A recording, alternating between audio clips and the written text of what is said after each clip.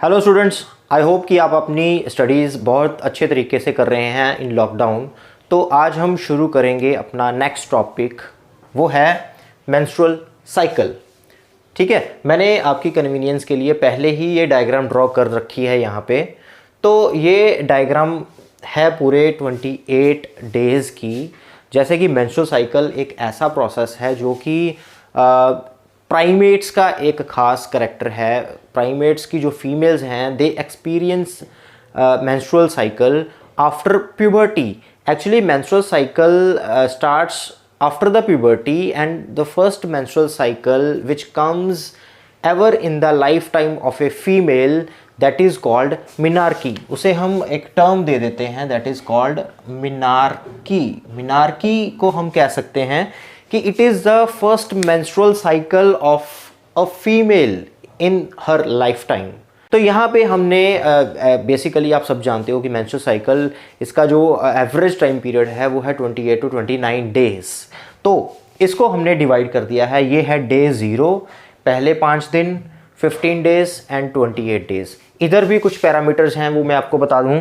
तो ये है, यहाँ पे एंडोमेट्रियम का लेवल शो हो रहा है, यहाँ ओवेरियन हार्मोन्स का लेवल शो हो रहा है, यहाँ पे ओवेरियन इवेंट्स जो कि एग के इवेंट्स हैं वो शो हो रहे हैं, और ये वो हार्मोन्स हैं which are secreted by anterior lobe of pituitary gland. ठीक है जी, तो शुरू करते हैं। बेसिकली मेंस्ट्रुअल साइकिल में 3 फेसेस होते हैं। फर्स्ट फेस होता है मेंस्ट्रुअल फेस, सेकंड फेस होता है हमारे पास फॉलिक्यूलर फेस, या इसे हम प्रोलिफरेटिव फेस भी कह देते हैं। थर्ड फेस है ल्यूटियल फेस और सिक्रेटरी फेस। इन्हीं 3 फेसेस में मेंस्ट्रुअल साइकिल पूरा चलता है। तो इसे आइए ध्यान से हम समझते हैं। पहला जो मेंस्ट्रुअल फेस है that is of 1 to 5 days. इसे हम मेंस्ट्रुअल फेस या इसे हम ब्लीडिंग पीरियड भी कह देते हैं। अब आप इस जो ग्राफ टाइप जो डायग्राम है इसे ध्यान से समझिए। ये 0 डे है और यहाँ पे मैंने कुछ डिमार्केशन करी हुई है। ये डिमार्केशन शो कर रही है bleeding of the menstrual cycle, जिसे हम ब्लीडिंग पीरियड कह रहे हैं। This is indicating the bleeding.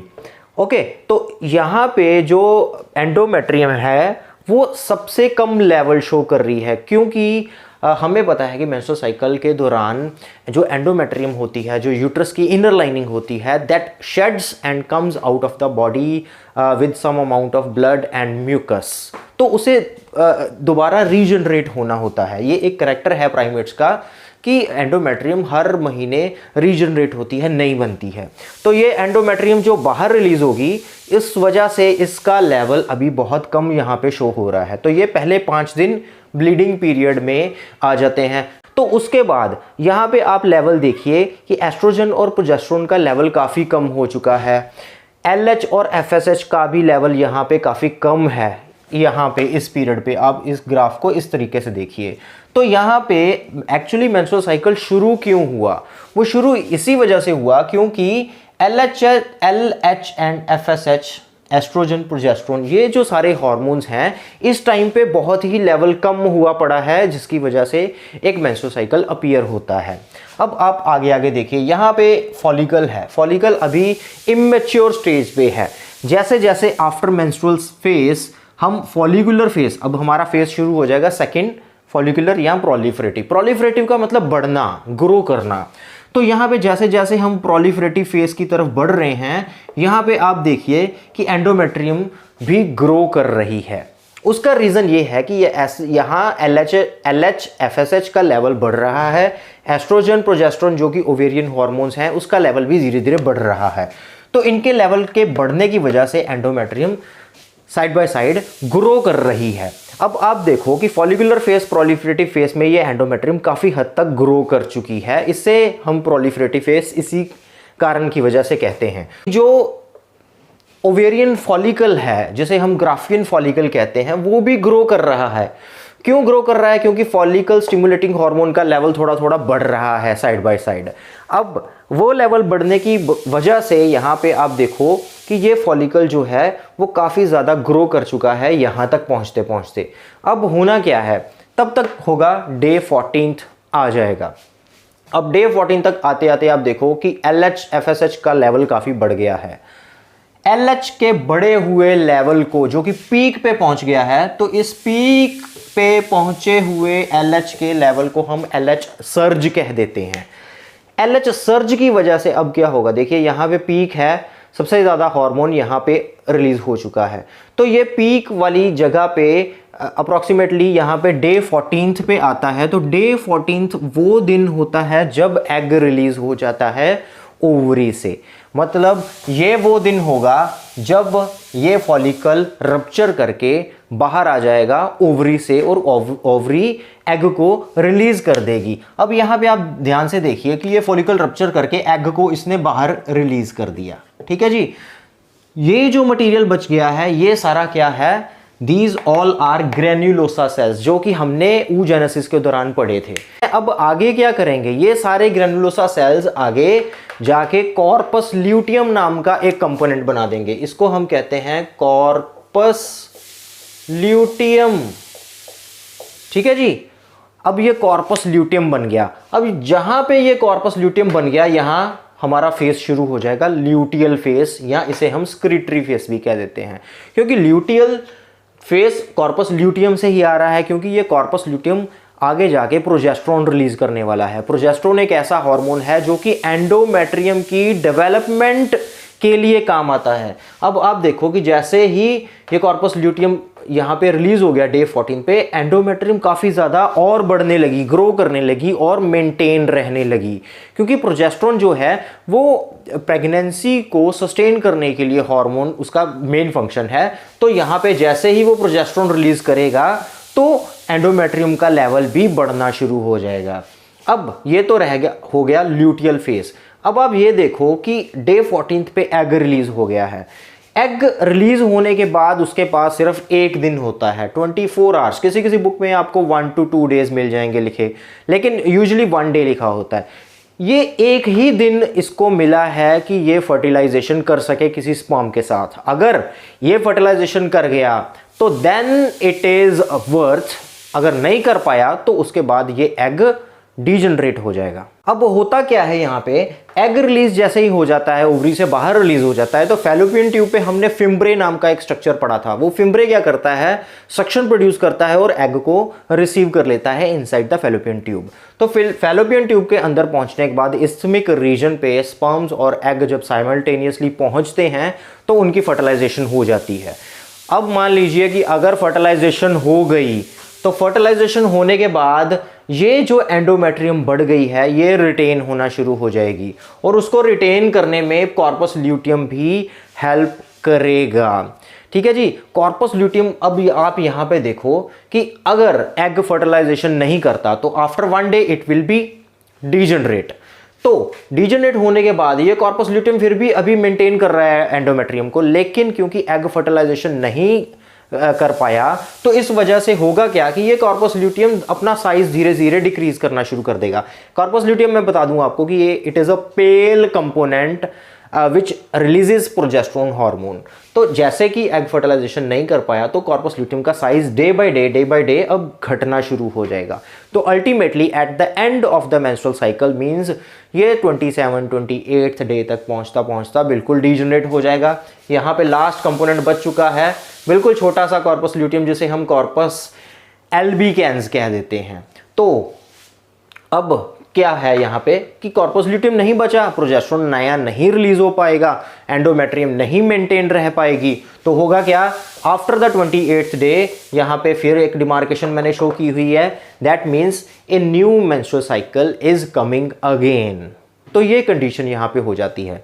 अगर तो एग फर्टिलाइज कर जाता है, that is converted into a zygote and then after implantation भी होनी है। तो बाकी प्रोसेस के साथ साथ अब ये क्या है कि कॉर्पस ल्यूटियम, अगर मैं ये भी बता दूं क्योंकि ये तो 28 डे तक डीजनरेट हो गया था, अगर मान लीजिए कि एग फर्टिलाइज हो जाता है तो ये कॉर्पस ल्यूटियम एटलीस्ट 3 मंथ्स फिर रिटेन रहता है, फिर वो 28 डे तक डीजनरेट नहीं होता और 3 मंथ्स तक वो प्रोजेस्टेरोन रिलीज करता रहता है ताकि एंडोमेट्रियम मेंटेन रहे और किसी तरीके की प्रॉब्लम ना आए प्रेगनेंसी में। ठीक है जी, तो ठीक है जी। तो ये मुझे लगता है सारे के सारे पॉइंट्स यहाँ पे कवर हो चुके हैं। तो आई होप कि मेंस्ट्रुअल साइकिल आपको काफ़ी अच्छे तरीके से और सिंपल वे से समझ आया। इसकी थ्योरी मैं आपको सेंड कर दूंगा, वो आपको मिल जाएंगी नोट्स की फॉर्म में। हाँ, तो स्टूडेंट्स, मेंस्ट्रुअल साइकिल के बाद का जो प्रोसेस है, अगर फर्टिलाइजेशन हो जाती है तो ये जाइगोट की डिविजन्स स्टार्ट हो जाती हैं। उसके बाद जो 16 to 32 सेल स्टेज हो जाती है उसे हम ब्लास्टोसिस्ट कह देते हैं। ये एक ऐसी स्ट्रक्चर बन जाती है जिसमें एक लेयर ऑफ सेल्स अराउंड इसके इकट्ठी हो जाती है। इसकी जो आउटर मोस्ट लेयर है जिसे हम ट्रोफोब्लास्ट कह देते हैं, और ये जो अंदर वाले सेल्स हैं these are cells of embryo. तो ये सेल्स जो होते हैं बेसिकली एम्ब्रियो आगे जाके डेवलप करना शुरू करेंगे, और ये जो ट्रोफोब्लास्ट की लेयर है this is going to be develop the placenta. ये सारे कोरियोनिक विलाए और उसके जो जितने भी कनेक्शंस हैं बेसिकली प्लासेंटा जो बनना है वो बनाने में हेल्प करेगी। और ये वही स्टेज है ब्लास्टोसिस्ट जो कि इम्प्लांट होगी जाके यूट्रस में। ये चीज़ आपने ध्यान रखना है, ठीक है। तो उसके बाद हम शुरू करते हैं हार्मोनल कंट्रोल इन फीमेल्स। हमने मेल पहले ही कर चुके थे लास्ट प्रीवियस लेक्चर में, तो यहाँ पे हम करेंगे फीमेल हार्मोन कंट्रोल। शुरुआत वहीं से ही होगी, हाइपोथैलेमस से, यानी कि ब्रेन से। इस यहाँ पे कोई चेंज नहीं है, ऑलमोस्ट सारा सिमिलर सा ही प्रोसेस है। तो आप देखिए यहाँ पे हाइपोथैलेमस जो कि ब्रेन का पार्ट है वो एक हार्मोन प्रोड्यूस कर रहा है, दैट इज GnRH, वही सेम गोनाडोट्रोफिन रिलीजिंग हार्मोन। उसके एक्शन की वजह से सेम वही फिर दोबारा action, anterior lobe of pituitary gland activate हो जाएगा। उसको स्टिमुलेट करने के बाद वो क्या करेगा, LH और FSH जो कि ल्यूटिनाइजिंग और फॉलिकल स्टिमुलेटिंग हार्मोन, ये दोनों बनने शुरू हो जाएंगे। ये दोनों हार्मोन ब्लड स्ट्रीम से कहाँ पहुँच जाएंगे, ओवरी तक पहुँच जाएंगे। अब वो क्या करेंगे, ओवरी को इनिशिएट करेंगे, ओवरी को स्टिमुलेट करेंगे कि वो अपने 2 हार्मोन्स बनाना शुरू कर दे। कौन कौन से, female sex hormones, these are oestrogen and progesterone. Oestrogen का काम है यूट्रस की डेवलपमेंट करना, तो प्रोजेस्ट्रोन का जो काम है वो आपको ऑलरेडी मैंने बता दिया कि ये एंडोमेट्रियम की लाइनिंग जो होती है उसको मेंटेन करने में हेल्प करता है। तो ये दोनों हार्मोन्स जब प्रोड्यूस हो जाएंगे तो ये इनका एक्शन किस पे होगा, यूट्रस पे। वो ऑलरेडी डिस्कस कर लिया, एस्ट्रोजन यूट्रस डेवलपमेंट करेगा, प्रोजेस्ट्रोन जो है वो एंडोमेट्रियम की लाइनिंग को मेंटेन करने में हेल्प करेगी। अब ये बहुत ही सिंपल सा प्रोसेस है। तो यहाँ पे मैं आपको बता दूं कि यहाँ पे 2 मैकेनिज्म काम करते हैं। एक है नेगेटिव फीडबैक मैकेनिज्म, दूसरा है पॉजिटिव फीडबैक मैकेनिज्म। ये जो डॉटेड लाइन में शो किया हुआ है this is negative feedback mechanism. जो यहाँ पे सॉलिड लाइन में है this is positive feedback mechanism. इन दोनों मैकेनिज्म्स का काम क्या है, तो पहले नेगेटिव फीडबैक मैकेनिज्म की मैं बात कर लूँ। अगर बॉडी में काफ़ी ज़्यादा सफिशिएंट अमाउंट में एस्ट्रोजन बन रहा है, प्रोजेस्ट्रोन बन रहा है, तो यहाँ पे क्या होगा कि negative feedback mechanism pituitary gland, anterior lobe को और हाइपोथैलेमस को स्टिमुलेट करेगा कि वो एक्स्ट्रा हार्मोन बनाना बंद कर दे। 2 तरीके से, हाइपोथैलेमस को GnRH बनाने के लिए रोकेगा और यहाँ पे LH FSH बनाने के लिए वो रोकेगा। तो क्या होगा कि जो लेवल बढ़ा हुआ होगा वो फिर से नॉर्मल होना शुरू हो जाएगा। उल्टा यहाँ पे क्या होगा कि अगर बॉडी में ये दोनों की कमी हो रही है, एस्ट्रोजन प्रोजेस्ट्रोन की, तो पॉजिटिव फीडबैक मैकेनिज्म इन दोनों को स्टिमुलेट करेगा ताकि ये दोनों हार्मोन्स फिर से दोबारा और बनाए जा सकें। तो ये थे नेगेटिव और पॉजिटिव फीडबैक मैकेनिज्म्स। हाँ, तो स्टूडेंट्स नेक्स्ट हमारा टॉपिक है आफ्टर इम्प्लांटेशन। जो एम्ब्रियो है उसमें कौन कौन सी चेंजेस आने वाली हैं, that means these are the changes in the embryo after implantation. Implantation के बाद क्या क्या चेंजेस आने वाली हैं। सबसे पहले मैं आपको बता दूं कि जो इम्प्लांटेशन है वो 7th डे को होती है। 7th डे मतलब आफ्टर फर्टिलाइजेशन। अगर मैं मान लूँ कि ये फैलोपियन ट्यूब है, यहाँ से ब्लास्टोसिस्ट कंडीशन जो है वो आ रही है और ब्लास्टोसिस्ट यहाँ पे इम्प्लांट होना है, तो इसको मैं थोड़ा सा जूम आउट करके आपको दिखा देता हूँ। यहाँ पे मान लीजिए ये एंडोमेट्रियम की लेयर है, तो यहाँ पे जो ब्लास्टोसिस्ट आ रहा है वो उसकी ये ट्रोफोब्लास्ट आउटर मोस्ट लेयर और ये जो इनर मास है वो। ध्यान देने वाली बात ये है कि हमेशा इम्प्लांटेशन जो होगी वो इनर मास सेल्स वाली साइड से ही होगी, ठीक है। तो होगा क्या कि जो ट्रोफोब्लास्ट है ये एक काफ़ी स्टिकी लेयर होती है जो इम्प्लांटेशन में हेल्प करती है। लेकिन इम्प्लांटेशन होने से पहले एक लेयर को रप्चर होना होता है, that layer is called zona pellucida. आपसे पहले भी हमने डिस्कस किया था। ये जोना पेलोसिडा जो लेयर है ये तब तक, क्योंकि अभी तक साइज इसका इंक्रीज नहीं हुआ, यहाँ पे सेल्स का नंबर बहुत ज़्यादा बढ़ चुका है क्लीवेज की वजह से, लेकिन सेल्स अभी बढ़ने के बाद भी इसका साइज जो है वो अभी उतना ही है जितना कि एक जाइगोट का होता है। तो यहाँ पे क्या है कि पेलोसिडा की जो आउटर मोस्ट लेयर है उसे पहले रप्चर होना पड़ता है, क्योंकि ये प्रोटेक्ट करके रखती है। अगर मान लीजिए कि जोना पेलोसिडा लेयर इसके अराउंड ना हो तो हो सकता था, क्योंकि जो फर्टिलाइजेशन है वो यहीं पे हो जाती है फैलोपियन ट्यूब में, तो यहीं पे इम्प्लांटेशन हो सकती है, यहाँ पे कहीं फैलोपियन ट्यूब में कहीं भी इम्प्लांटेशन हो सकती है। कुछ रेयर केसेस में फैलोपियन ट्यूब में भी फर्टिलाइजेशन हो जाती है, कुछ केसेस में, वो उसके अलग अलग रीजंस हो सकते हैं। इस कंडीशन को हम ट्यूबल प्रेगनेंसी कह देते हैं, ट्यूबल प्रेगनेंसी। बट ये एक सक्सेसफुल प्रेगनेंसी नहीं होती, ये काफ़ी क्रिटिकल कंडीशन हो जाती है। अगर ऐसी कंडीशन हो तो इस केस में सर्जिकली इसको यहाँ से रिमूव करना पड़ता है। कई बार अगर इसका साइज़ ज़्यादा बढ़ जाए तो फैलोपियन ट्यूब को कट करना पड़ता है, तो उसके बाद ये फैलोपियन ट्यूब ऑलमोस्ट डैमेज हो जाती है, तो कई बार पूरी तरह से डैमेज हो जाती है। ये काफ़ी क्रिटिकल कंडीशन है जो कि नहीं होनी चाहिए। तो जोना पेलोसिडा जो है वो किसी ऐसी अननोन साइट पे इम्प्लांटेशन नहीं होने देती। वो जब तक वो यूट्रस में आता है नीचे 7th डे तक, तब तक उसको प्रोटेक्ट करके रखती है। उसके बाद जोना पेलोसिडा डिसॉल्व होती है, उसके बाद ही ये इम्प्लांटेशन हो पाती है।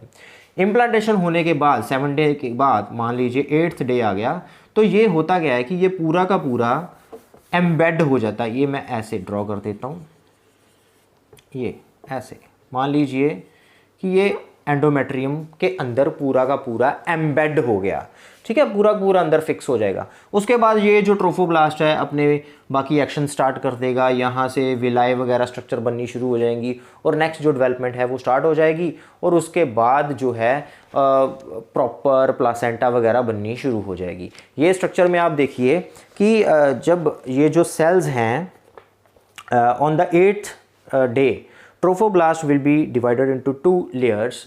जो एक लेयर होगी outermost layer, this layer is called syncytiotrophoblast. ये जो दोनों लेयर हैं सिंक्शियोट्रोफोब्लास्ट एंड साइटोट्रोफोब्लास्ट, ये दोनों विलाय की फॉर्मेशन में लग जाएंगी, मतलब ये पूरी की पूरी प्लासेंटल फॉर्मेशन में हेल्प करेंगी। उसके बाद जो इनर मास ऑफ सेल्स बच गया है, एम्ब्रियो के जो इनर सेल्स हैं, ये आगे जाके एक एम्ब्रियोनल डिस्क लाइक स्ट्रक्चर बनाएंगे।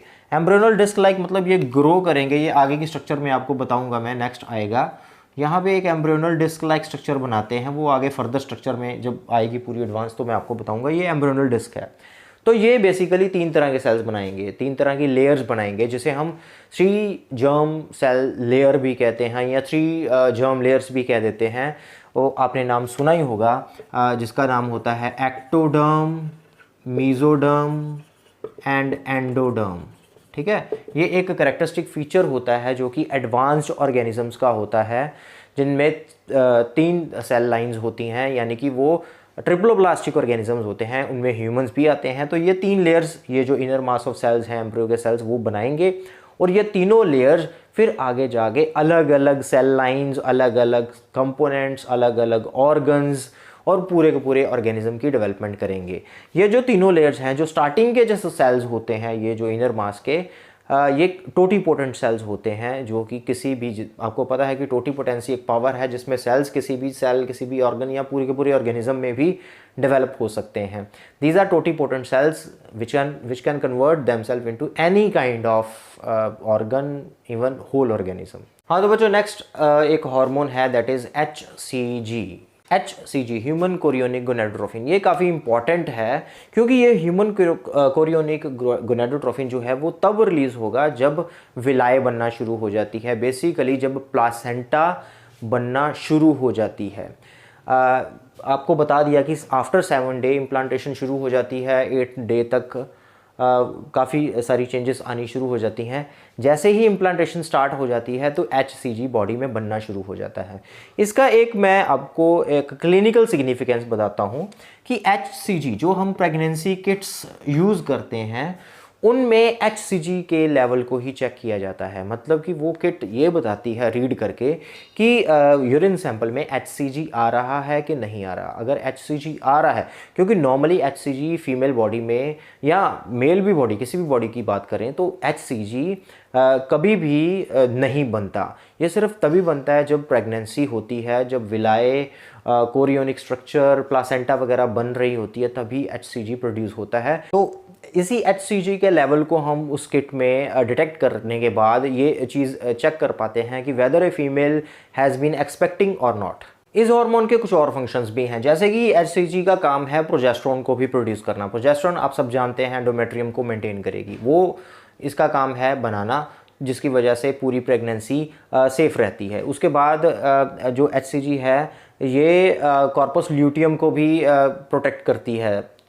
हमने पहले ही डिस्कस किया कि वो 3 मंथ्स तक तो रहता है, लेकिन वो उसके बचने का कारण यही है कि HCG उसको प्रोटेक्शन देता है, एक्स्ट्रा प्रोजेस्टेरोन वगैरह प्रोड्यूस करता है, जिसकी वजह से वो भी बचता है और 3 मंथ्स तक प्रॉपरली अपना काम करता रहता है। इसके अलावा जब कंसेप्शन स्टार्ट हो जाती है, मान लीजिए ये यूट्रस है और ये नीचे सर्विक्स है, तो ये सर्विक्स नॉर्मली ओपन रहता है, लेकिन after conception, after the pregnancy, तो यूजुअली इस एरिया पे एक म्यूकस प्लग बनना शुरू हो जाता है। म्यूकस प्लग, ये बेसिकली म्यूकस प्लग का काम है किसी भी तरह के इन्फेक्शियस मटेरियल को यूट्रस के अंदर आने पर रोक लगाना, ताकि अंदर किसी तरह की इन्फेक्शन क्रिएट ना हो। तो ये म्यूकस प्लग भी इसी का काम है। और भी कई छोटे छोटे फंक्शंस है, आपको नेक्स्ट आपको पता चल जाएंगे नोट्स में। तो माय डियर स्टूडेंट्स, आज के लिए इतना ही। तो मिलते हैं नेक्स्ट किसी इंटरेस्टिंग टॉपिक के साथ।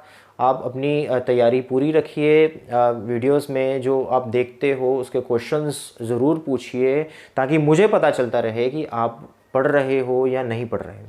ठीक है, तो मिलते हैं फिर नेक्स्ट वीडियो में। Thank you students.